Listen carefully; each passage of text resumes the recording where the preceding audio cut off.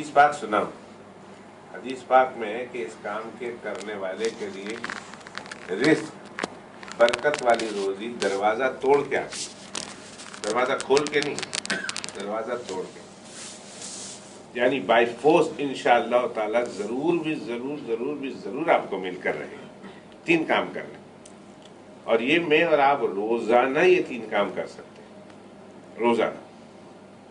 ایک یہ کہ گھر میں جائیں، سب سے پہلی بات کہ گھر میں جائیں تو سلام کریں، السلام علیکم، کوئی ہے یا نہیں، ریگارڈ لیس اس کے کہ گھر کے اندر کوئی فرد ہے، کوئی رہتا ہے یا آپ اکیلے رہتے ہیں، کیا کر رہے ہیں کیا نہیں کر رہے ہیں. جاتے ہی داخل ہوتے ہی آپ نے السلام علیکم کہنا ہے. یہ چھوٹا سلام ہے، پورا سلام ورحمۃ اللہ وبرکاتہ پورا کہہ دیں، نہیں تو کم از کم السلام علیکم اتنا تو ضرور کہیں. ایک بات. دوسرا کام یہ کرنا ہے کہ اندر پہنچ کر ایک دفعہ درود شریف پڑھ لیں، اینی درود شریف. نماز والا درود شریف پڑھ لیں، بڑا ہے، اچھا ہے.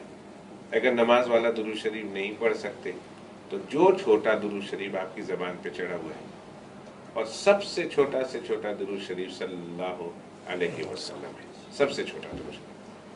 لیکن ایک درود شریف پڑھ لیں، نماز والا پڑھ لیں، اللہم صلی وسلم مبارک علی سیدنا محمد وعلی آل سیدنا محمد مبارک وسلم پڑھ لیں، یا جو ہر انسان کو درود شریف جو اس کی زبان پہ چڑھا ہوا ہے وہ پڑھ لیں ایک دفعہ.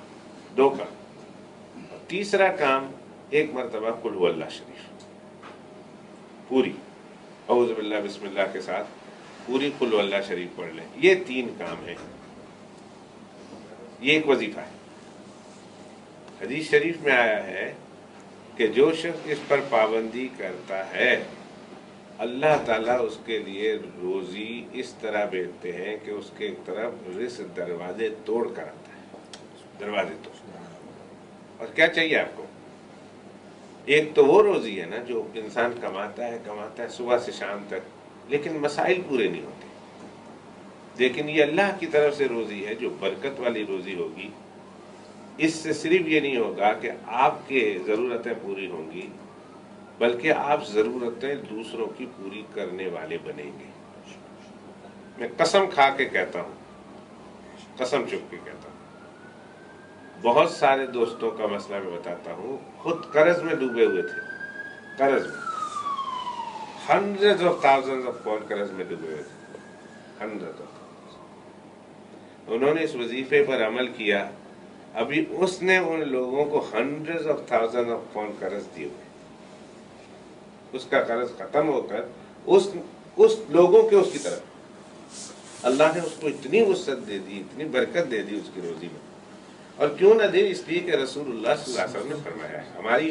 میری بات غلط ہو سکتی ہے، ساری انسانیت، ساری دنیا کی بات غلط ہو سکتی ہے، رسول اللہ صلی اللہ علیہ وسلم کی بات تو غلط نہیں ہو سکتی، کبھی بھی غلط نہیں ہو سکتی. آسمان نیچے اور زمین اوپر جا سکتی ہے، پہاڑ ہل سکتا ہے، دریا ڈرائی ہو سکتے ہیں، سمندر خشک ہو سکتا ہے، ستارے بے نور ہو سکتے ہیں، چاند اپنی چمک اور سورج اپنی روشنی ہو سکتا ہے، دیٹ از پاسبل.